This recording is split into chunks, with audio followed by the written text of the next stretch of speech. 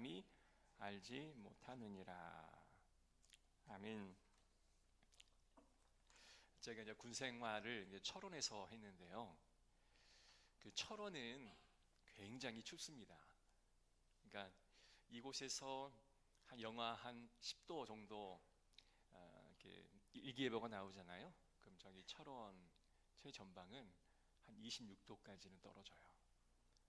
그 온도계에 26도까지 떨어진 것을 제가 눈으로 확인했습니다. 군에서 할 수 있는 그 동계 그 체력 단련은 저희는 이렇게 스케이트를 했어요. 이제 겨울에는 논을 이제 사용하지 않잖아요. 그래서 군에서 있는 그 트랙터로 그 논 몇 마지기를 이렇게 대여를 해가지고 돈을 좀 주고 대여해서 트랙을 만들어요. 그리고 이제 수송병 그 장병들이 가서 이렇게 물을 뿌려 놓습니다. 그러면 거기가 빙판이 돼요. 그러면 이제 밤새 이게 땡땡 얼어요. 그래가지고 이게 천연 스케이트장이 됩니다. 그래가지고 휴가 나갔다 오면 이제 스케이트를 사서 가져와라 이렇게 해서 전 장병이 그때는 다 스케이트를 이렇게 타곤 했었습니다. 근데 여러분, 스케이트를 타는 게 가장 조심해야 할 게 뭐냐면 넘어지는 사건이 자주 발생해요.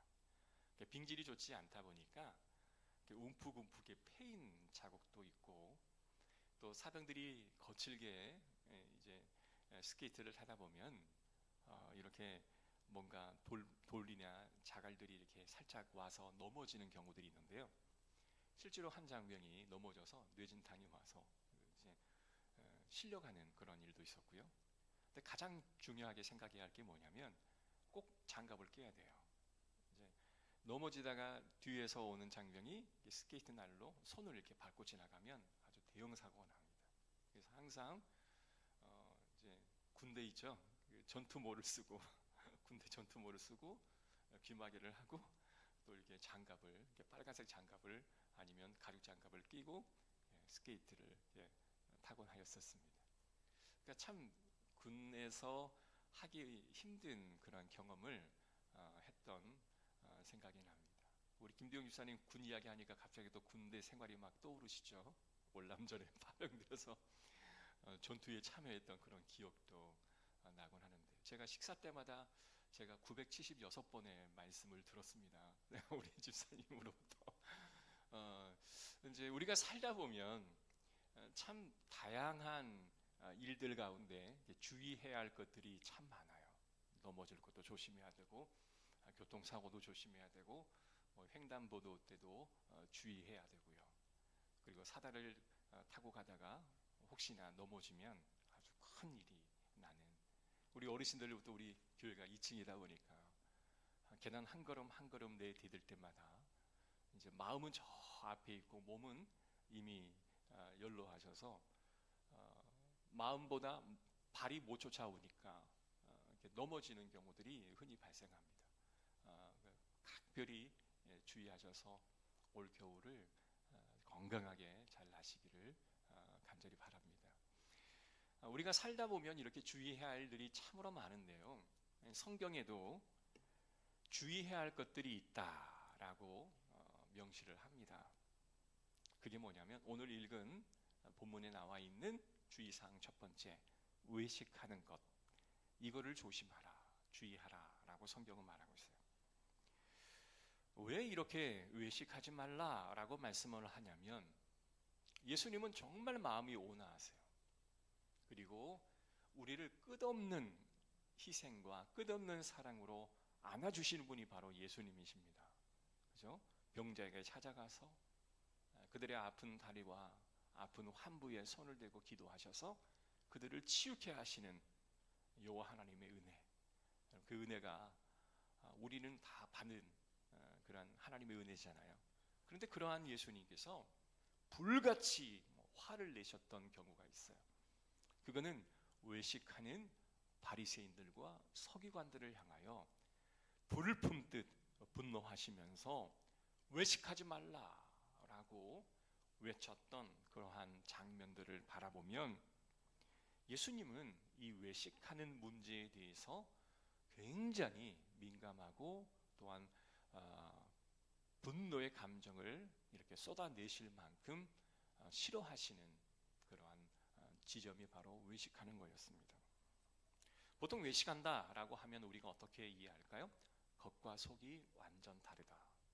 겉으로 보면 거룩하고 정의롭고 의롭게 보이나 속은 전혀 그렇지 않는 것. 이게 바로 외식이라고 우리는 생각을 하죠. 그래서 우리는 외형으로 사람을 판단할 수가 없어요.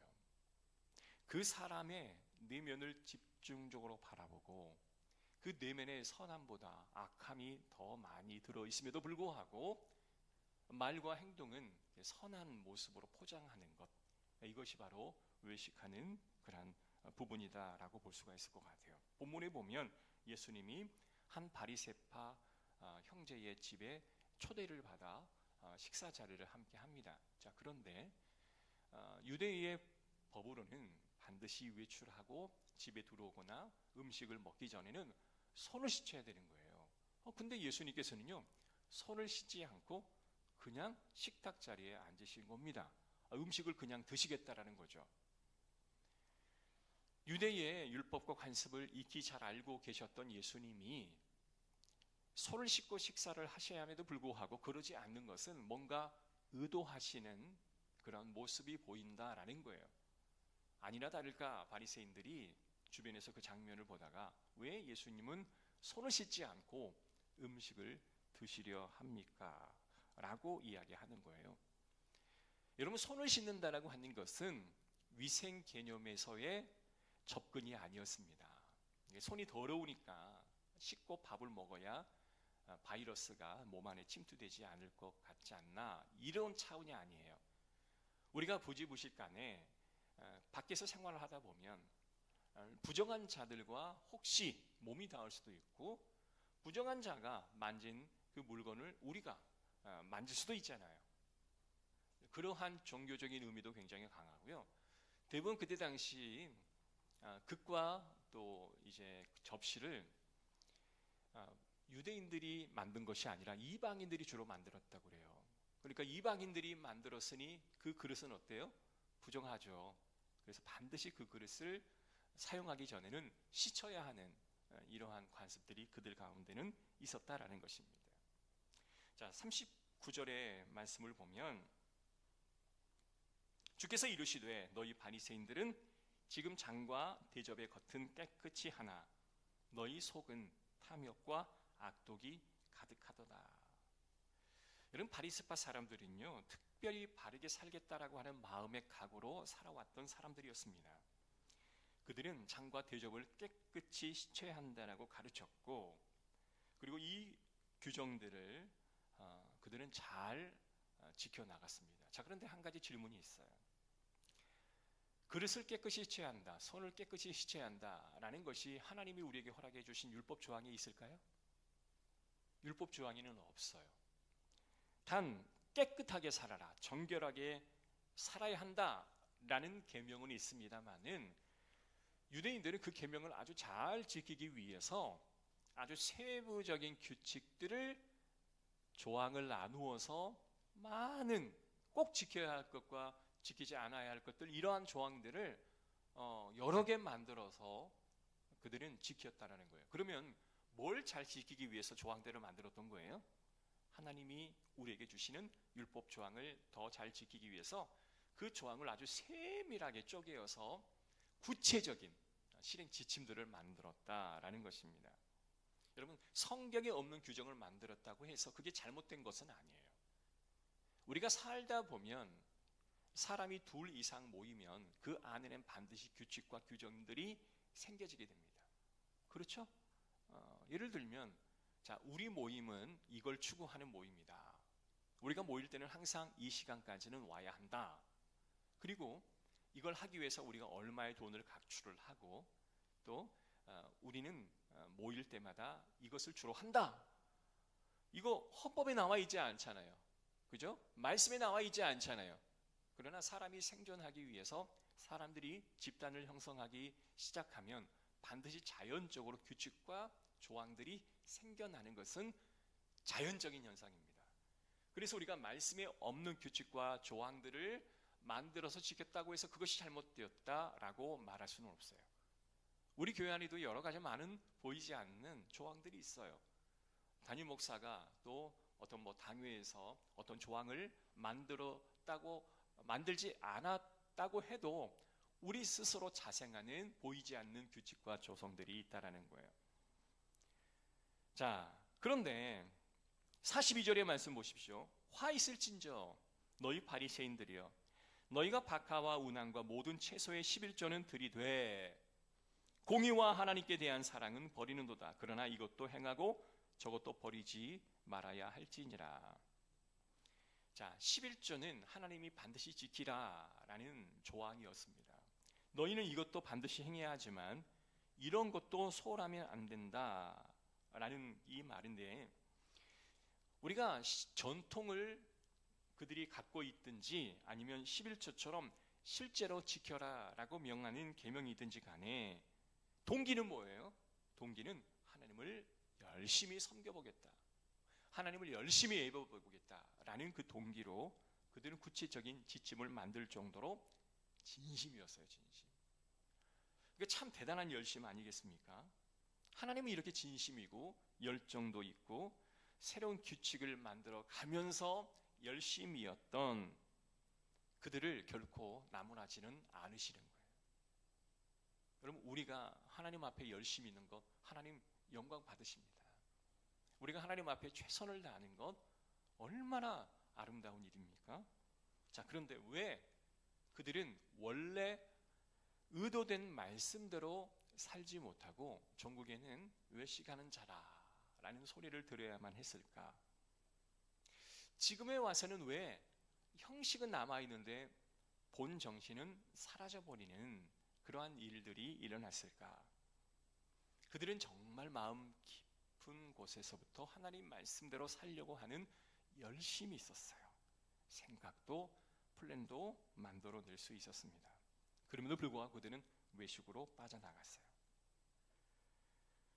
아무리 여러분 진심으로 무슨 일을 해도 그들이 외식의 문제에 빠질 수밖에 없는 한계를 보여주고 있다는 거예요. 여러분, 이것은 우리가 꼭 이해해야 할 부분들입니다. 여러분, 우리가 하나님에 대한 열심을 다 가지고 있지만 어떠한 부분은 하나님께 칭찬을 받지만 어떠한 부분은 하나님께 책망을 받을 수도 있다라는 것을 우리는 항상 염두에 두셔야 한다는 거예요. 내가 열심히 한다고 해서 그 열심은 인정하지만 그것이 다 하나님께 영광이 되어지는 것은 아니다라는 것을 우리가 전제로 하고 하나님의 일을 감당해야 하는 것입니다. 저는 진심을 봐요. 그 사람의 동기나 진심을 봐요. 그래서 진심이 선하면 어때요?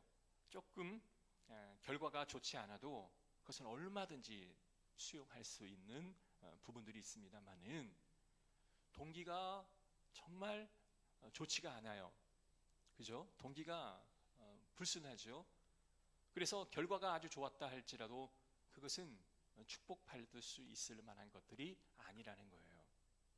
그래서 우리는 늘 동기를 보지만 하나님은 이런 우리들의 동기만을 보는 그런 모습보다는 더 넓은 의미의 광범위한 부분의 것을 하나님은 다 이해하시고 보신다라는 거예요. 여러분, 진심이 있으면 될 것 같지만 하나님께서는 이 진심을 갖고 있다라고 하는 이 것으로만은 부족하다는 거죠. 왜냐하면 자칫 잘못하면 인간이 외식으로 흘러갈 수가 있기 때문에 그렇습니다. 자, 그러면 이걸 우리가 생각할 수 있게 도움이 되는 구절이 있는데요. 제가 한번 읽어드릴게요. 로마서 5장 6절에 보면 우리가 아직 연약하였을 때에 기약대로 그리스도께서 경건하지 않는 자를 위해 죽으셨도다. 여기 보면 우리가 아직 연약했다라는 조항을 우리에게 허락하십니다. 그러니까 우리는 경건하지 않았던 사람이에요. 우리는 연약한 사람이에요. 저와 여러분은 연약했던 사람이에요. 자, 연약한 사람이 하나님 말씀대로 지키며 살아갈 수 있을까요? 안 돼요. 연약한 사람은 하나님 말씀대로 살 만한 능력이 없어요. 자, 여기에서 연약한 연약하다라는 이 원래의 뜻이 뭐냐면 능력이 없다, 힘이 없다라는 뜻이에요. 그러니까 하나님 말씀이 우리에게 주어졌지만 우리는 진심이 있어요. 그러나 우리는 이 의도대로 살 만한 힘이 없다라는 거예요. 저와 여러분은요. 그래서 그리스도께서 우리를 위해 죽으셨다라는 결론이 도출이 되는 거예요. 자, 그러기 때문에 우리는 연약하기 때문에 온전히 지키고 싶은 진심은 있어요. 그러나 지킬 수가 없으니 뭐가 남아요? 본질은 중심에 주님이 지키라라는 명하신 것은 지키지 못하고 겉모양만 지켜나가는 거예요. 겉모양만 지켜나가다 보면 꼭 지킨 것 같잖아요. 근데 주님을 보실 때는 겉모양을 보는 게 아니라 그 중심을 보는 거예요. 중심. 근데 우리는 연약해서 그걸 지킬 능력이 없어요. 자꾸 외형만 신경을 쓰다 보니까 결국에 가서는 전혀 다른 결론이 나올 수밖에 없는 거예요. 그래서 주님께서는 야, 너희는 외식하고 있다라고 이야기하는 거예요. 여러분, 능력이 없는 사람이 힘이 딸리다 보면 내면의 것까지 다 소화하면서 지킬 수가 없는데 열정은 있어요. 그러니까 뭘 만들어요? 자꾸 조항들을 쪼개서 지키는 거예요. 여러분, 너희가 정의롭게 그리고 하나님 앞에 온전한 순전한 모습으로 살아라. 그럼 순전하면 살면 되잖아요. 순전하게 하나님 원하시는 삶. 그런데 그리스도께서는 이러한 우리를 위해 죽어주심으로 우리가 힘있게 말씀을 지킬 수 있는 강한 자로 세워주셨습니다. 할렐루야. 우리는 그러한 자가 못 돼요. 근데 주님이 우리를 위해 십자가에 죽어주심으로 그것을 지킬 수 있는 강한 힘을 우리에게 제공해 주셨어요. 그러면 주님의 죽으심으로, 십자가의 죽으심으로 우리는 그것을 어떻게 해요? 지킬 수 있는 강함을.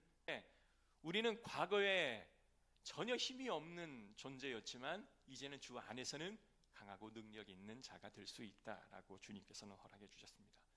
디모데서 2장에 보면 바울이 그의 제자 디모데 목회자에게 내 아들아, 그러므로 너는 그리스도 예수 안에 있는 은혜 가운데서 강하라. 그러니까 그리스도 은혜 안에서 강해져라라는 거예요. 항상 전제 in Christ, 주님 안에서 너는 강해져라. 빌립보서 4장 13절에 보면 내게 능력 주시는 자 안에서, 누구예요? 내게 능력 주시는 자가 누구예요? 주님이잖아요.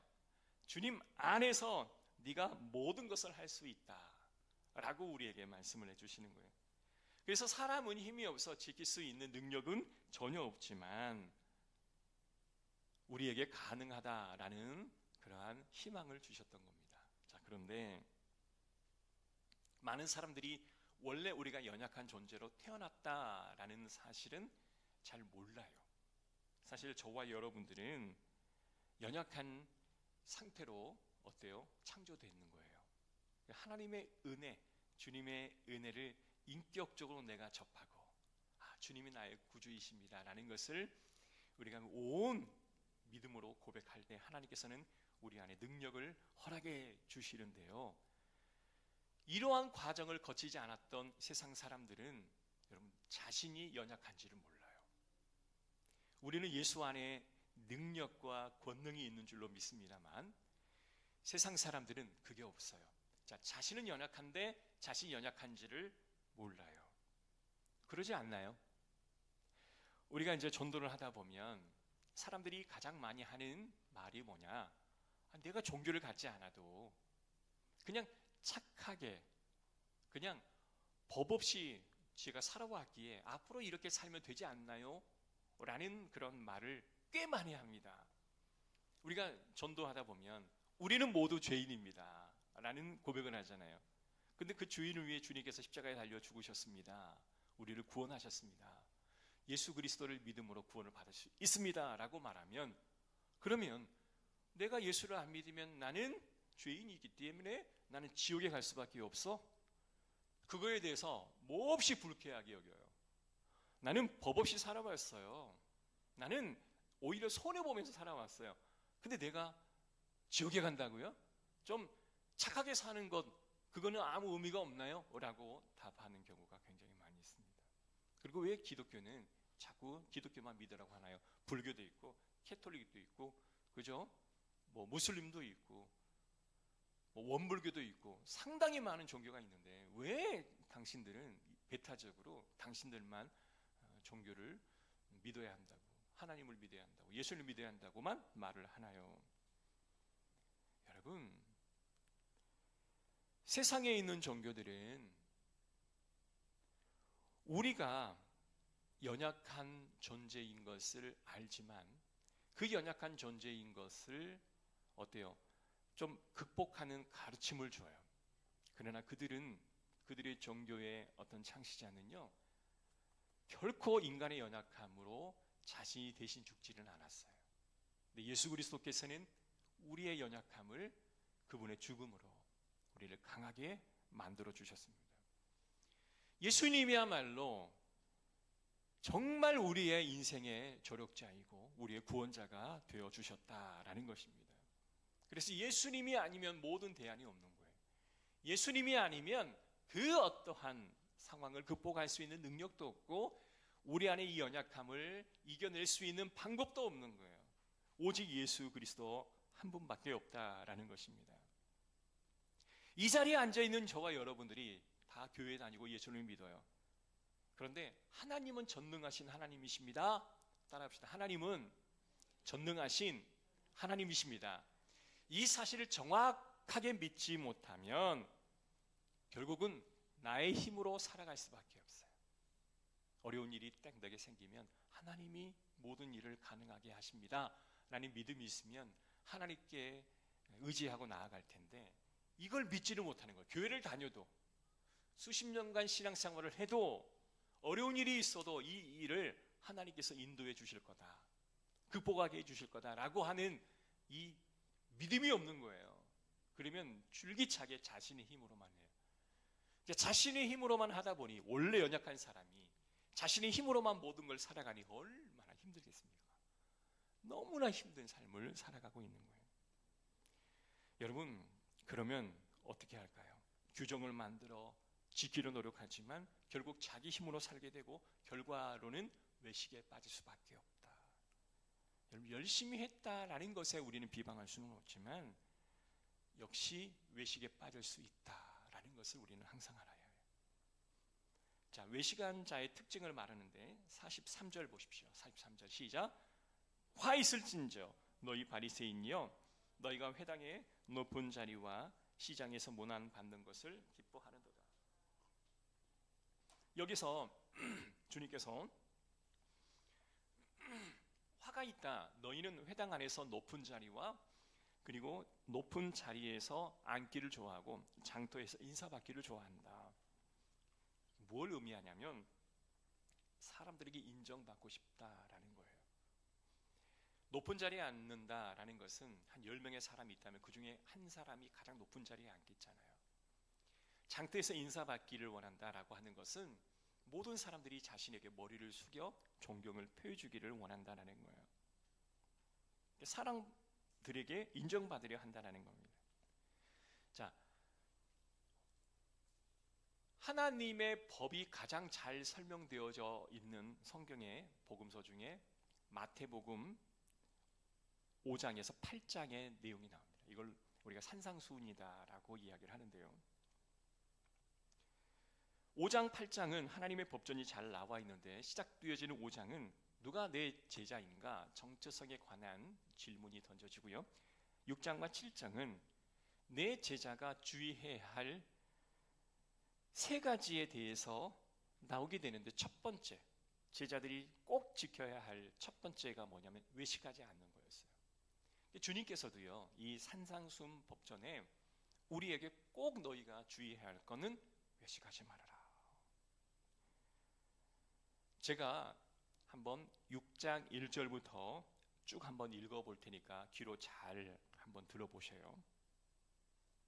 사람에게 보이려고 그들 앞에서 너희 의를 행하지 않도록 주의하라.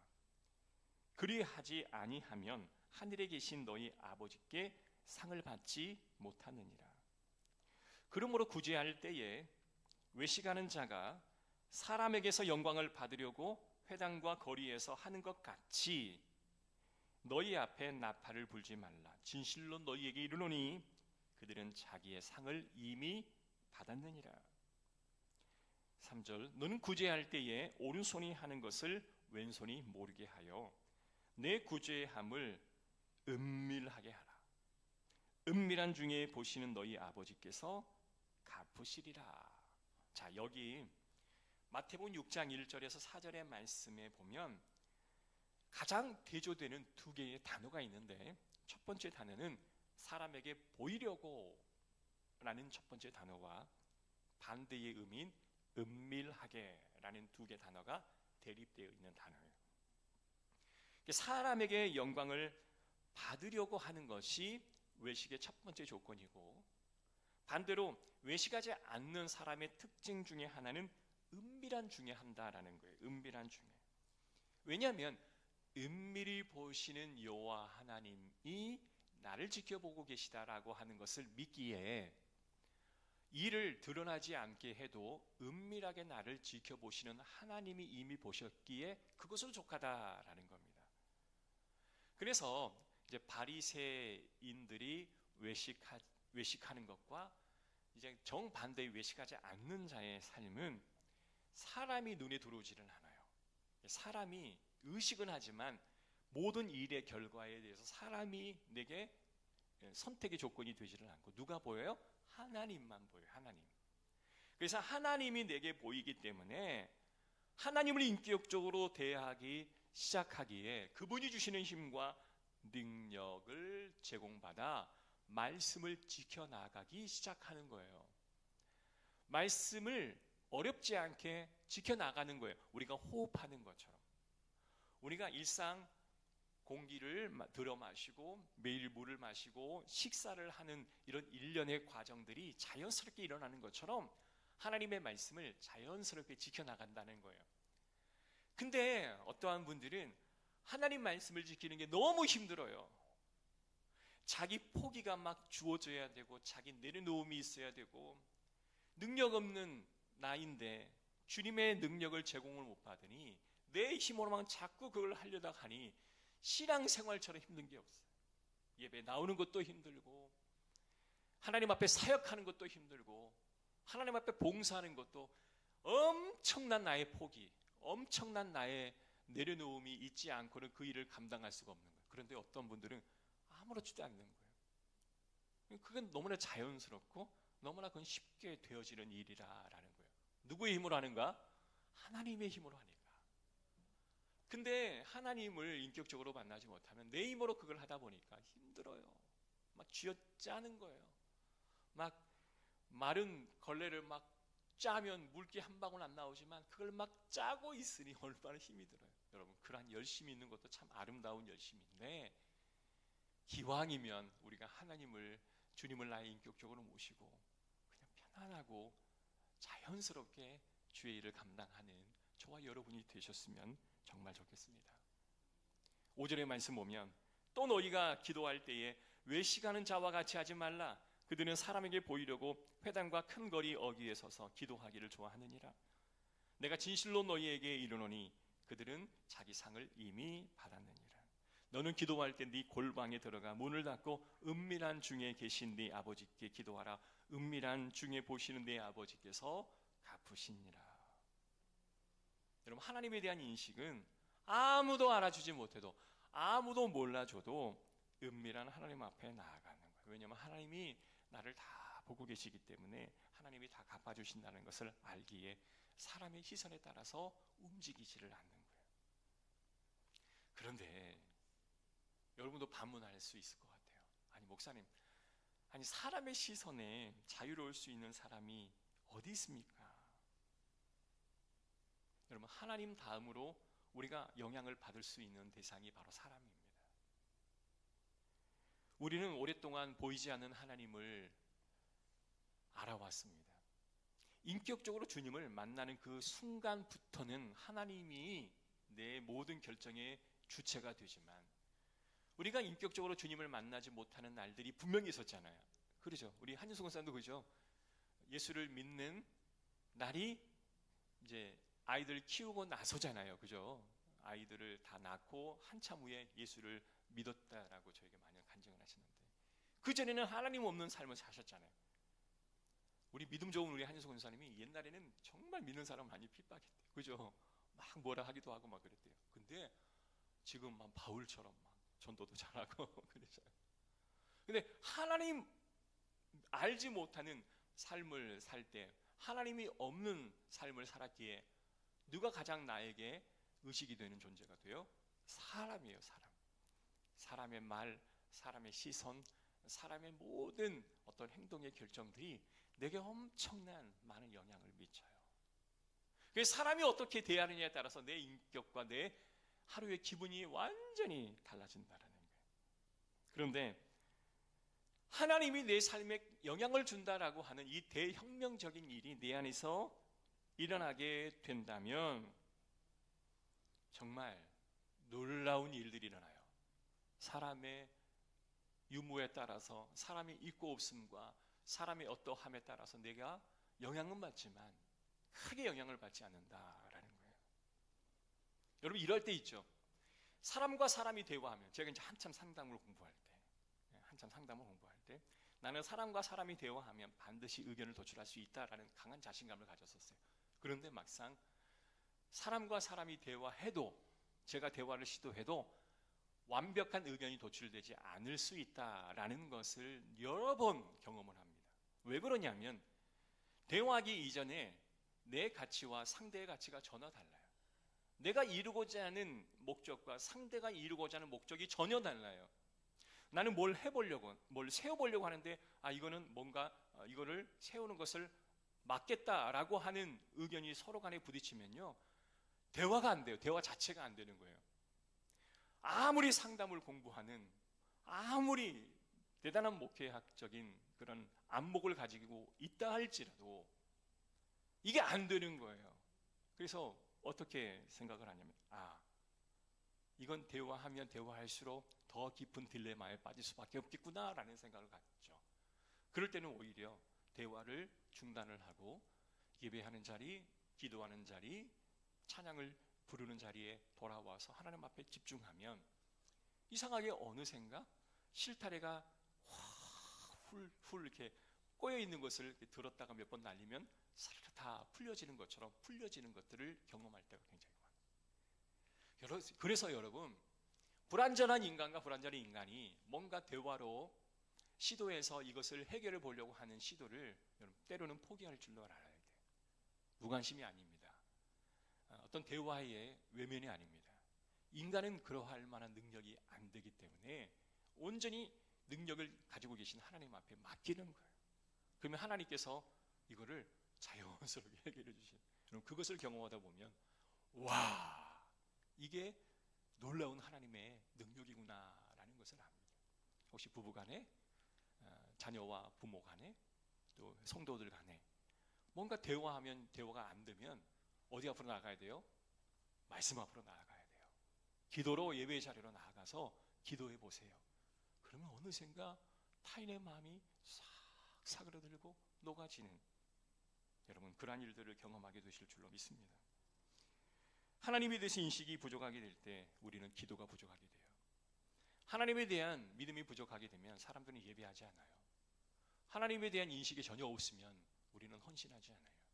그런데 하나님 앞에 온전히 그분을 경험하면 예배의 자리, 기도의 자리에 나올 수밖에 없어요. 여러분, 산상수훈에서 원수를 사랑하라 라는 말이 있죠. 여러분 그게 가능합니까? 여러분 지금 딱 눈을 감고 떠오르는 한 사람, 나쁜 사람 있죠.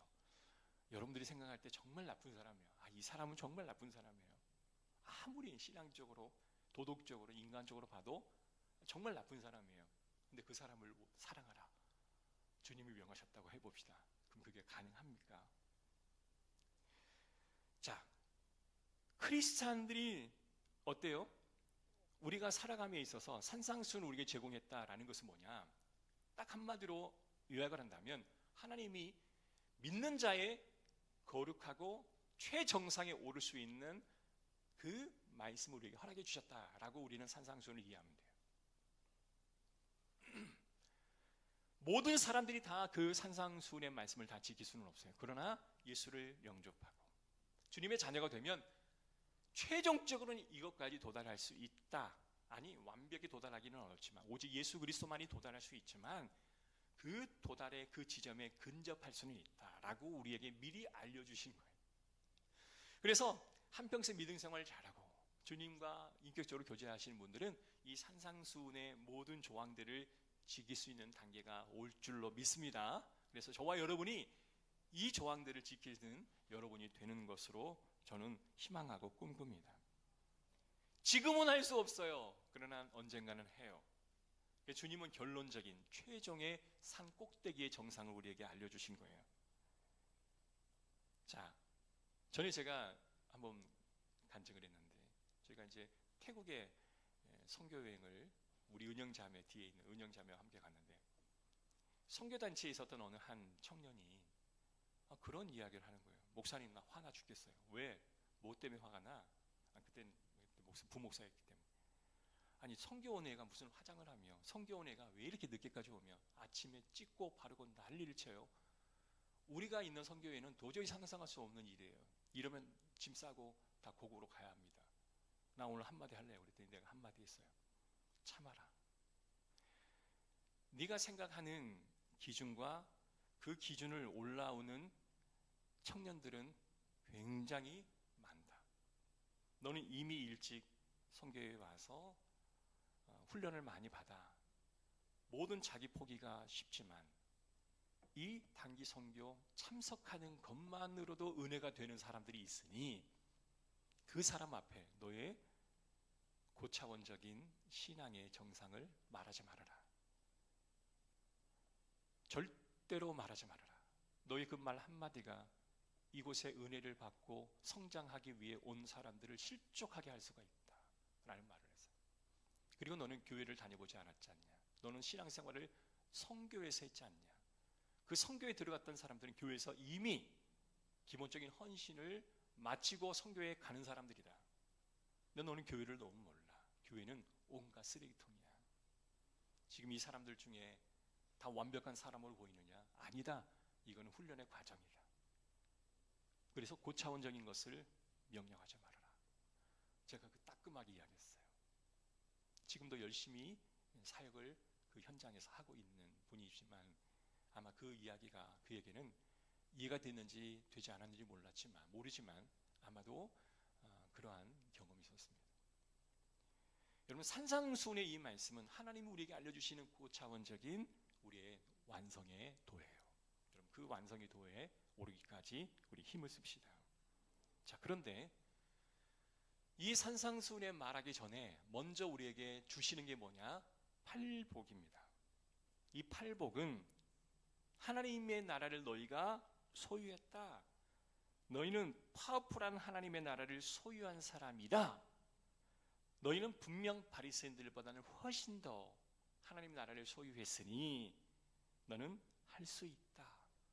여러분, 왜 산상수훈의 법을 말하기 전에 팔복을 먼저 말했냐면 너는 할 수 있어. 너는 이미 복을 받은 사람이야. 하나님의 나라를 복을 받았고 너는 하나님의 자녀가 되었고 예수 그리스도를 인정한 사람이야. 너는 할 수 있어 라고 우리에게 도전과 용기를 주시는 거예요. 어제도 오늘 목사님이 전화가 왔어요. 저녁에. 한마디는 뭐냐? 힘내고 용기를 내라라는 말이었어요. 사실은 그 이야기가 처음에는 좀 불편하게 여겨졌었어요. 왜 저분이 제게 위로를 주지? 근데 나중에 생각해 보니까 그분이 진심으로 나를 걱정해서 힘을 주려고 전화를 하셨구나 라고 느껴지니 제가 진심으로 감사를 드립니다. 목사님, 제가 목사님 그 마음을 이미 받았습니다 라고 제가 화답을 했습니다만은 뭐예요? 넌 할 수 있어. 그죠? 성령께서 우리가 예수 그리스도를 영접한 이후에 성령이 우리 안에 내주하시니 지금도 성령은 우리 안에서 늘 우리를 이렇게 빌드업 시킵니다. 할 수 있다. 넌 할 수 있다. 보이지 않는 하나님의 은혜가 너와 함께 하시기에 지금보다 훨씬 나은 그 정상을 향해 너는 나아갈 수 있을 것이다 라고 계속해서 용기와 능력을 누가? 우리 성령께서 내 안에서 해주고 계시다는 거예요. 그런데 바리새인은 화 있을진저 너희는 평토정한 무덤 같아서 그 위를 밟은 사람이 알지 못하느니라. 무덤은 부정한 것이기에 돌아가야 되지만 평토장한 평범한 무덤같이 비석만 없으면 그것은 무덤인지 아닌지를 모르는 거예요. 그냥 밟고 지나가는 거예요. 외식하는 자가 그렇다라는 거예요. 나도 적고 주변 사람도 속는 거예요. 내가 무덤인지를 모르고 주변 사람도 내가 무덤인지를 모르니까 지나가다가 부정해지는 거예요. 이게 바로 외식하는 바리새인들의 문제다라는 거예요. 이 외식에서 벗어나는 길은 오직 한 가지, 예수 그리스도를 믿는 거예요. 할렐루야. 예수를 믿어도 외식할 수 있어요. 그래서 제자들에게도 너희는 외식하지 말라라고 가르치시고 계시지만 하나님을 경외하는 삶으로 여러분 이 외식에서 우리는 얼마든지 벗어날 수 있는 줄로 믿습니다. 그래서 우리 안에 계신 성령님, 주님이 주시는 그 선물인 이 성령님을 의지하여서 성령의 인도하심 따라 여러분 승리하면서 나아갑시다. 그래서 돌아오는 한 주도 내 힘과 능력으로 뭘 해보려고 하지 말고 오직 주님 앞에 나와 예배하고 기도함으로 여러분 그 일들이 자연스럽게 되어지는 이러한 믿음이 경험되어지면 우리의 믿음은 한 단계 성장하는 거예요. 근데 내 힘으로 뭔가를 열심히 해서 성취하잖아요? 그러면요 내가 높아지는 거예요.